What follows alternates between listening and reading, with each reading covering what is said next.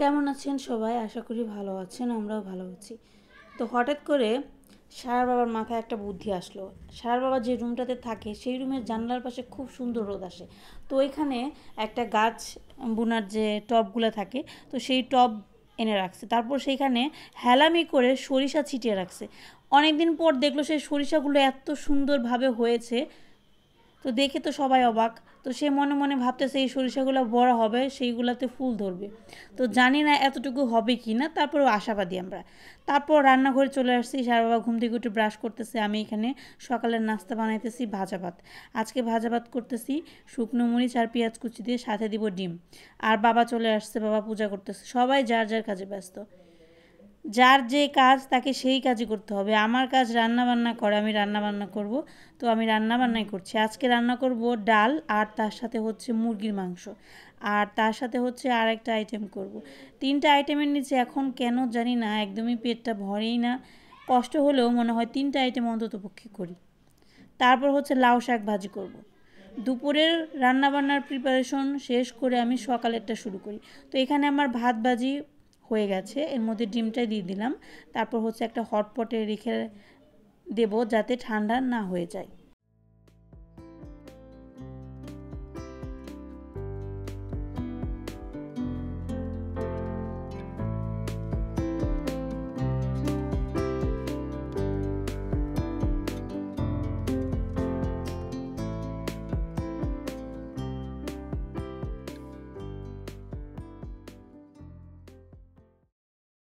সকালবেলা উঠেই এক পাশে ডাল বসিয়ে দিয়েছিলাম, আর এক পাশে অন্য রান্নাবান্না করছি। ডালটা আমার হয়ে গেছে।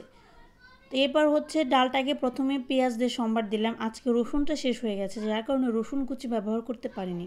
আমার কাছে যেটা মনে হয়, শুধুমাত্র পেঁয়াজ কুচি দিয়ে ডাল সম্বার দিলে সেই ডালটা খেতে বেশি ভালো লাগে আর ঘ্রাণটা বেশি আসে। আমি এইটা বুঝেছি, এখন জানি না বাকি সবাই কি ভাববে। তবে আমার কাছে মনে হয়েছে যে শুধু পেঁয়াজ দিয়ে ডাল রান্না করলে ডালটা খেতে বেশি ভালো লাগে। আর এখানে হচ্ছে লাউ শাক ভাজি করতেছি। পেঁয়াজ আর রসুন কুচি ভাজি কইরা তার মধ্যে হচ্ছে লাউ শাক দিয়ে দিয়েছি। লাউ শাকটা আমার অনেক বেশি ভালো লাগে, কিন্তু বাছতে অনেক বেশি কষ্ট, যার কারণে সবসময় খেতেও পারি না। কিছু কিছু খাবার আছে যেগুলো আমাদের পছন্দের তালিকায় থাকলেও সেইটা তৈরি করা বেশি সময় সাপেক্ষ এবং কঠিন বলে সেই কাজটা আমরা অ্যাভয়েড করার বা সেই রেসিপিটা আমরা বাদ দিয়ে করার চেষ্টা করি। কিন্তু তারপরেও ওই যে পছন্দের জিনিস মাঝে মাঝে তো খেতে হবেই। তারপর হচ্ছে এখানে মাংসটা পরিষ্কার করে রাখছি। ফ্রিজে রাখার সময় কেটে ধুয়ে রাখছি, তারপরও আরেকবার ভালো করে ধুয়ে নিলাম। আজকে হচ্ছে নর্মালি যেভাবে মাংস রান্না করি সেইভাবেই রান্না করব। মাংসটা হচ্ছে মানে মুরগিটা সাইজে খুব বেশি বড়ও না, আবার খুব বেশি ছোটও না, 1 কেজির একটু কম আছে। এই ধরনের মুরগিটা আনা হয় যাতে আমরাও খেতে পারি, তার সাথে বাচ্চারাও খেতে পারে। কারণ দুইজনের জন্য যদি একই দিনে একই রকম আইটেম দুইবার করি তাহলে কিন্তু ভালো লাগে না, আর করতেও ইচ্ছা করে না। তার জন্য এমনভাবে মুরগিটা আনা হয় যাতে ওরাও খেতে পারে, আমরাও খেতে পারি। তো প্রথমে হচ্ছে মাংসটা পরিষ্কার করে ধুয়ে এর মধ্যে মশলা দিয়ে এটাকে মেখে নিলাম। পেঁয়াজ, রসুন, আদা, জিরে, ধনিয়া, রাঁধুনি, মৌরি সব কিছু সুন্দর করে বেটে, সরিষার তেল, এরপর হচ্ছে হলুদ মরিচের গুঁড়া আর লবণটা একদম পারফেক্ট দেওয়ার চেষ্টা করবেন, তাহলে রান্নাটা অনেক ভালো হয়। এখন মশলা দিয়ে এটাকে মেখে কিছুক্ষণ রাখবো। খুব বেশিক্ষণ রাখতে পারবো না, কারণ আমার হাতে অত বেশি সময় নেই। তারপর এখানে একটু জিরে রাঁধুনি মিক্সড করা ফোড়ন দিলাম তেলে, হালকা একটু কালো করে নেব। আমার সম্প্রতি একটা ভিডিওতে, যেখানে আমি প্যানকেকের ভিডিও শেয়ার করেছিলাম, রেসিপি শেয়ার করিনি, জাস্ট ব্লগে দেখিয়েছিলাম যে প্যানকেক বানিয়েছিলাম। তো সেই রেসিপিটা দেখে একজনে আমার কাছে একদম পুরোপুরি রেসিপিটা চেয়েছিল, কিন্তু আসলে আমি তো দিতে পারছি না। তবে নেক্সট ভিডিওতে আমি অবশ্যই ট্রাই করব ওই রেসিপিটা আপনাদের সাথে শেয়ার করার।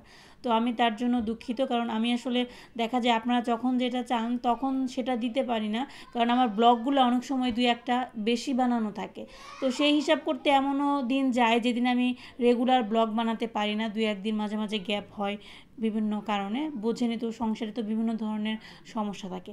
তো সেই হিসাব করতে গেলে দেখা যায় যে আগের কিছু ভিডিও করা থাকে, তো সেইগুলো তখন দিয়ে দিই। তখন আপনাদের সাথে আর রিসেন্টলি যে প্রশ্নগুলো আমার আসে সেগুলোর উত্তর আমি আপনাদের দিতে পারি না, বা যে রেসিপিগুলো আপনারা চান সেইটাও আমি আপনাদের দিতে পারি না। তবে অবশ্যই দিব, হয়তো একটু দেরি হবে। তো হয়তো ওই দিদি, যে দিদিটা আমাকে রেসিপি চেয়েছিল, সে বলবে মনে মনে যে আমি চাইলাম সে দিলই না।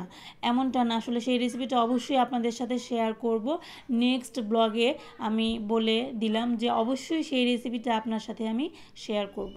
তো এখানে আমার মাংস রান্না হয়ে গেল। আজকে খুবই সহজভাবে এবং সাধারণ পদ্ধতিতে মাংসটা রান্না করলাম। আজকে কিন্তু মাংসটা খেতে খুব ভালো হয়েছিল।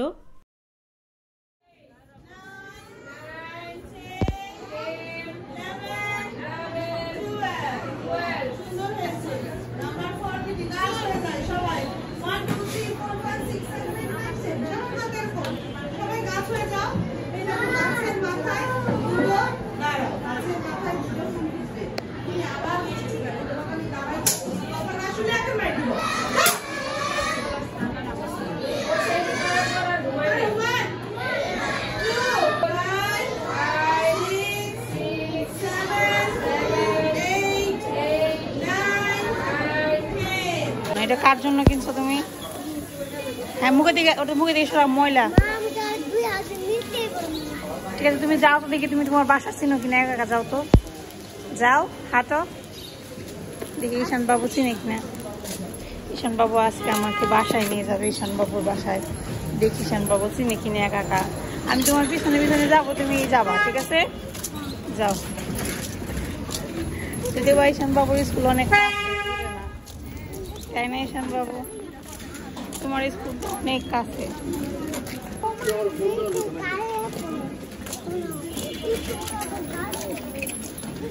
তো আমরা এসে পড়ছি প্রায়। দেখে ঈশান বাবু কি চিনে? ঈশান বাবু তো চিনে, সত্যি সত্যি। ঈশান বাবু কেমনে করে চিনলো? তোমার সাথে যাবো, ঠিক আছে। তারপর ঈশান বাবুর সাথে যাইতে হবে। তারপর ঈশান বাবু কি করে দেখি একটু, একটু চাপ দিতে হবে। হ্যাঁ, ওখানে ভূত থাকে, রাতের বেলা ভূত বেরিয়ে আসে। যে দুষ্টামি করে এখান থেকে ভূত সব পালে। তারপরে আঙ্কেলরা এখানে ভূত পালে। যদি তুমি দুষ্টামি করো রাতের বেলা, ভূত সব তোমার বাসায় পাঠাই দিব, জানো? কি ওই যে ঈশান এসে পড়ছে তোমার। আস্তে আস্তে দৌড়ানো। তারপর কি করতে হবে? ও ঈশান বাবু দেখি সব পারে একা একা। একা একা তুমি কেমনি করে পারলা? একটা মিস কি, এই যে মা তুমি কি বলবো আমারে, এই যে মিস কুন্ডা আমরা বলবো মামা। হ্যাঁ, মিস আমার শিখাইছে গো। মিস তোমার শিখাইছে কিভাবে বাসায় যেতে হয় না? ঈশান বেশ সাজনার বাসায় এসে পড়ছে। চলেন এখন খুলেন, জুতা খুলেন আপনি।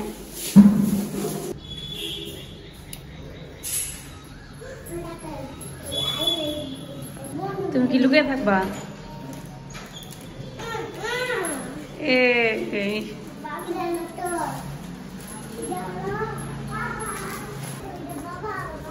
তোমরা এখনো সকালের খাওয়া শেষ করতে পারো নাই?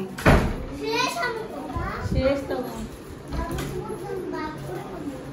তোমার জন্য ভাগ করে খাবে। ঈশান বিশ্বাসে একটা বাটার বন নিয়ে আসছে, এখন নিজে খাবে না, ওর বাবাকে দিবে। কাকে দিবা তুমি এটা? বাবারে দিবা? বাবা, দেখি দেখি কি করলা তুমি, ভাগ করে দিলা। তোমার দাদু রেখে দিবা।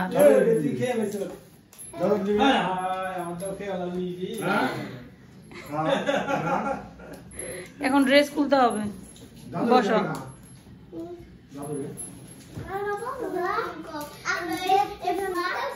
সারামণি আঁকা আঁকি করতেছে নাকি? বাবা কত কিছু বানাইছে। তারপরে কি পাতার মধ্যে তোমার যে কালার মন চাই, তুমি এটা কি ফুল আঁকছো? রান্না বান্না শেষ করে গিয়েছিলাম স্কুলে ক্লাস করতে। তো ক্লাস করে এখন আবার বাসায় চলে আসলাম। আসার পর একটু খিদে টিদে পাইছে। এখন হালকা খিদে মেটানোর জন্য চা ইজ দ্য বেস্ট। তো শুরু করে দিলাম চা বানানো, তাও আবার দুধ চা। অনেক দিন পর বাসায় দুধ ছিল, আগের দিনের কিছুটা দুধ বেঁচে আছে। তাই ভাবলাম সেই দুধটাকে কাজে লেগে কীভাবে সব থেকে মজার একটা আইটেম তৈরি করা যায়। আর দুধ চা মানে তো সব থেকে বেস্ট। তারপর ভাবলাম সেই চাকে আরও বেশি মজার করতে ব্যবহার করা যায় খেজুরের গুড়। তাই দুধ চায়ে আজকে ব্যবহার করতেছি খেজুরের গুড়। কে কে খেয়েছেন খেজুরের গুড়ের চা অবশ্যই বলবেন কিন্তু। সেদিন যে শপিং করেছিলাম আপনাদের সাথে ব্লগটা কিন্তু শেয়ার করেছি, সেইখানে 2টা কাপ নিয়ে আসছিলাম। আমি আবার নতুন জিনিস কিনলে সেই জিনিসটা আগে নিজে টেস্ট করে দেখি। কিছু কিছু মানুষ আছে যারা দেখবেন জিনিসপত্র কেনার পর সেটা শোকেজে সুন্দর করে সাজিয়ে রাখে, যখন বাসায় কোনো আত্মীয় স্বজন আসবে তাকে সুন্দর করে পরিবেশন করে সেই জিনিসটা মধ্যে খেতে দিবে। তো আমি হচ্ছে নিজে আগে খাবো, তারপর বাকিদের দেবো। তো কাপটা এনে সুন্দর করে দুধ চা বানিয়ে ফেললাম আর কাপটা ইউজ করে ফেললাম।